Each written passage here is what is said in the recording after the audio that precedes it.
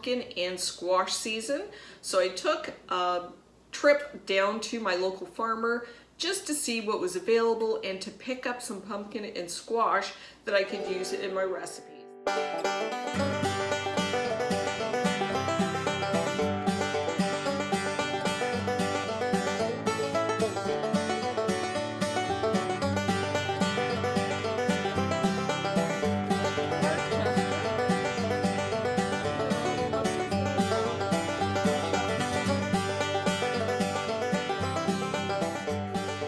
Up a number of pumpkins and squash, and it's always a real education going out to these farms because they have all kinds of new varieties that I've never even heard of. And if you want to know how to cook something, ask the farmer. So in this case, I am going to be baking some acorn squash. And acorn squash, although it's classified as a winter squash, it's actually part of the summer squash family like zucchinis.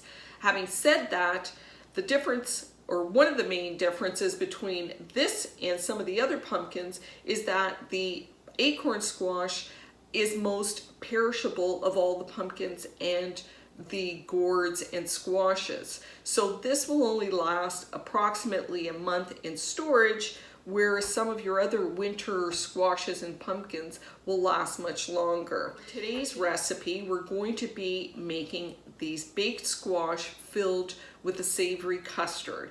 We're going to be using 2 squash, and these are going to be cut into 4 slices. It's going to give you 8 slices, which will be a side for a dinner party. So keeping that in mind, you can judge how many squash you need in order to make your side dish. This was great as a side for my Thanksgiving dinner. I had great reviews. Everybody in my family really enjoyed it, so I thought I would share it with you. It's a fairly easy recipe, and you can make this ahead of time. I've actually made one and I've kept it in the fridge. I've just got it sitting out on the counter now at room temperature so that I can show you what it looks like if you do make it a day ahead. And sometimes you need to make day ahead recipes if you're having a large group of people for dinner, such as Thanksgiving or Christmas or whenever. Let me show you what we're going to need in order to make this recipe. And for this recipe, you're going to need 2 acorn squashes. You're going to need a cup plus 1 tablespoon of milk, 3 eggs. We're going to be using 2 yolks and 1 whole egg, 1 ounce of cream cheese, a dash of salt and pepper, a dash of nutmeg, 1 teaspoon of cornstarch, a 1/4 cup of Parmesan cheese, some sage, a couple of tablespoons of olive oil, and some butter. So the first thing that we're going to want to do is slice and clean our squash, and we're going to put it face down on our cookie sheet and bake it for 30 minutes at 350 degrees. So an easy way to do it is I just break off the little stem, and then you've got something that you can kind of brace the squash on, and then it's just as easy as that. Then we're just going to grab a spoon. So that's all you want to do. Now, in creating this recipe, I actually took some water and filled the cavity because I wanted to see how much of the liquid needed to go into each squash, so I didn't end up with a whole bunch of extra custard. So you may or may not have to adjust the amount of custard depending on the size of your squash. The other thing I did was I just took a sliver off the bottom because I want my squash to sit as flat as possible, because this is the vessel that we're using to bake our custard. So that's nice and flat.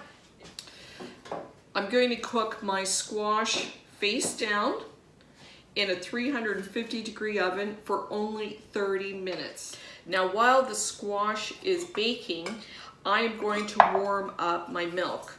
So I'm going to take my 1 cup of milk, and I'm going to reserve a tablespoon of milk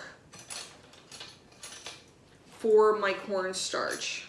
So I'm going to take my cornstarch, 1 teaspoon of cornstarch, the 1 tablespoon of milk, and I'm just going to mix that, and I'm going to set it off to the side. So to my milk, I'm going to add my 1/4 cup of Parmesan cheese.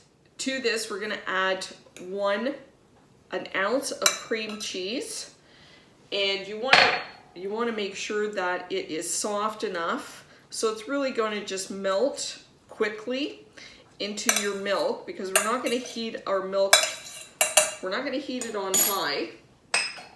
And then we're going to add a couple of leaves of sage. You can use dry sage, maybe a teaspoon of dry sage. And we're going to add those to the milk, but before you add them to the milk, you just want to just bruise them a little bit, because you want to try and activate those flavors. So you can just bruise it a bit with the back of a knife or a fork, and you can immediately smell the sage. And then we just want to add a pinch of pepper. I like pepper. A pinch of salt. And a pinch of fresh nutmeg. Or you just want a little bit.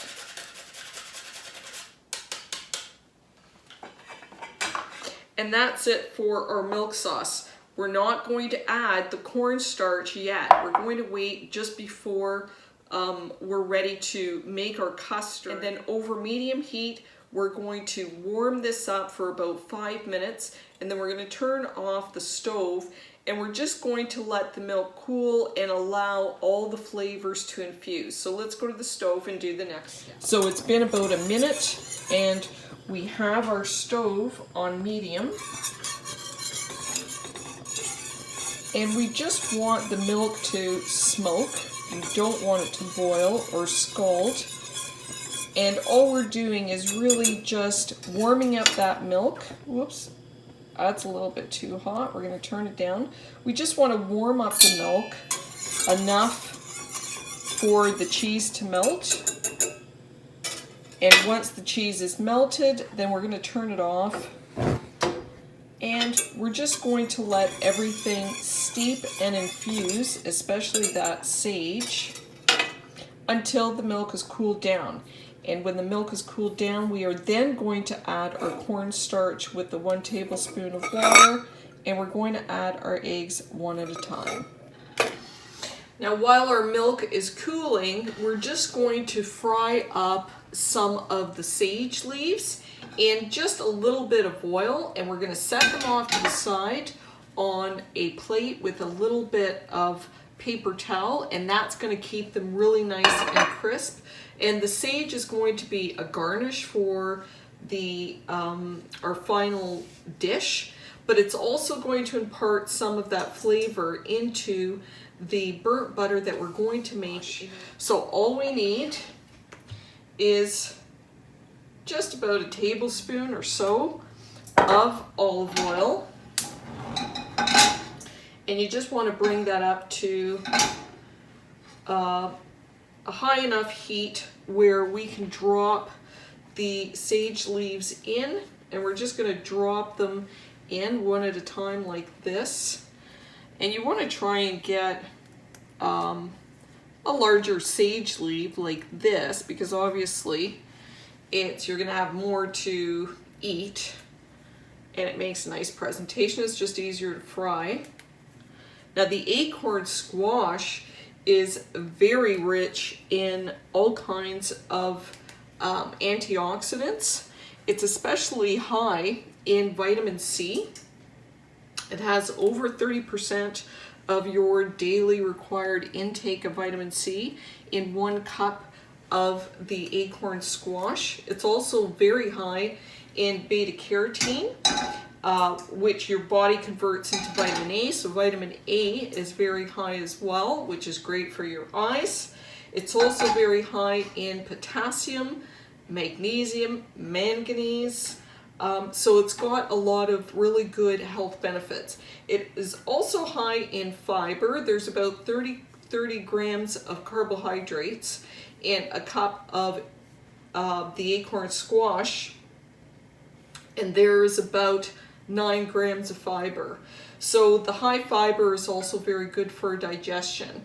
And the Acorn squash is actually so good for you, but it's not only just good for people, it's also good for animals. It's one of the main ingredients that I go to in order to make my dog's food. So it's good for us and our pets. Drop it in right away. You just want enough oil to fry the sage, and it'll fry very quickly, and you just want to turn it over. It's really just a matter of seconds on both sides. And be gentle because they are fragile.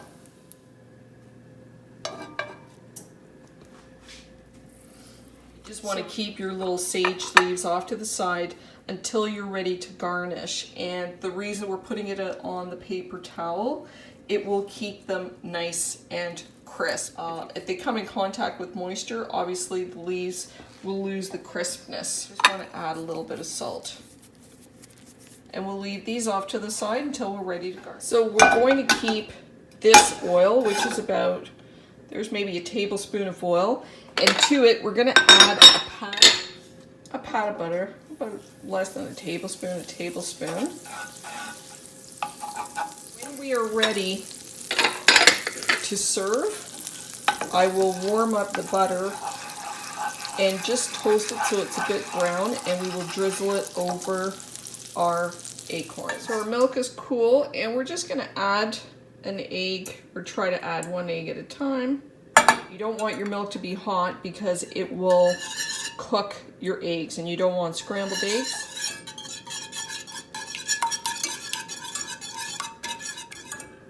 And that's it, side, off the heat. So it's been 30 minutes. And here our squash. You can see when you push, it leaves a bit of an indent. You don't want our squash fully cooked because we are going to fill it up with our custard, and we're going to be baking it for another 45 minutes. Now that our squash is cooked, we're just going to transfer it onto, this is a 9x9 little baking dish. We're just going to fill those cavities, not all the way up. We're going to leave a little bit of room.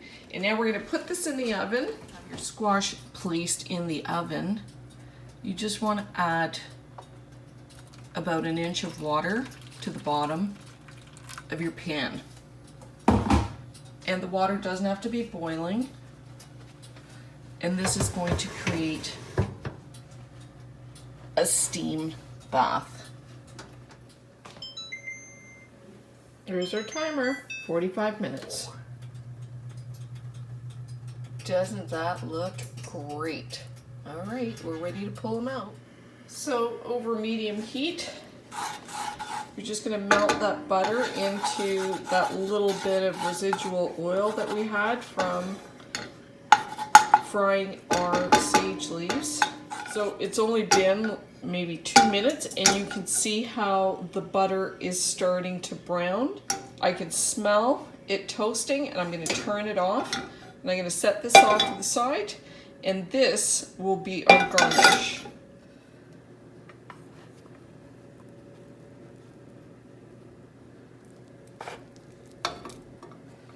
We'll remove them out of the water, and we'll let them cool to set for about an hour.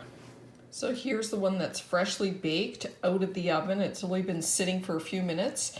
And here's the one I made yesterday that was refrigerated, and I brought it to room temperature just so that you can see the difference. So our squash is out of the oven, and it looks absolutely beautiful. If you want to make this ahead of time, it's perfectly presentable. And I'm going to taste the two and let you know what the taste difference is. Oh, but we need our toasted butter. So the only thing that I would recommend is that you toast your butter or you melt your butter until it's brown just before you're serving it. Because if you were to add the butter now and put it in the fridge, then it would just solidify and certainly lose its effect. So let's cut into our squash. We've cut our squash and it has set perfectly. You could cut this in 3s or just 2. Then we're going to drizzle a little bit of the toasted butter, and we are going to garnish.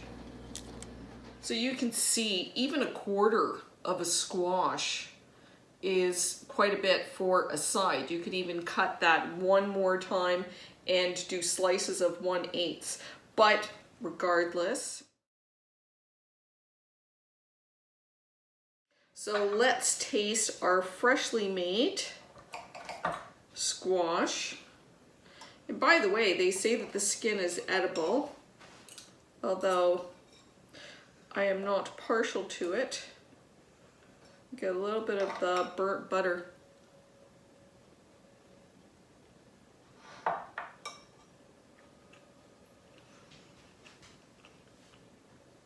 It's really good. It's such a nice, different way to have squash instead of just it being roasted. So it's just a new twist on a vegetable that's been around for a long time. And I love these little crunchy sage leaves. They go so well with the squash. As I said, I was going to try, I'm going to add the heated butter to the one that I made yesterday and brought it to room temperature. So this is a good make ahead.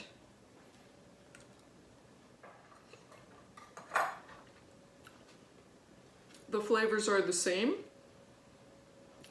and the texture is the same. The one that obviously was in the fridge overnight, it has sat more, so it's a little bit more condensed. This is a little fluffier because it just came out of the oven, but regardless, if you want to make this in advance, you can certainly do that and just add your garnish and your browned butter at the moment of serving. So the texture is great because you've got this cheesy, creamy filling that goes so nicely with the flavor of the squash, which is sweet on its own. And then with the addition of that burnt butter, it's just buttery goodness. And I think these are one of the dishes that you would consider to be a comfort food, especially in the fall. So if you try this recipe and you like it, I hope you share it. Enjoy!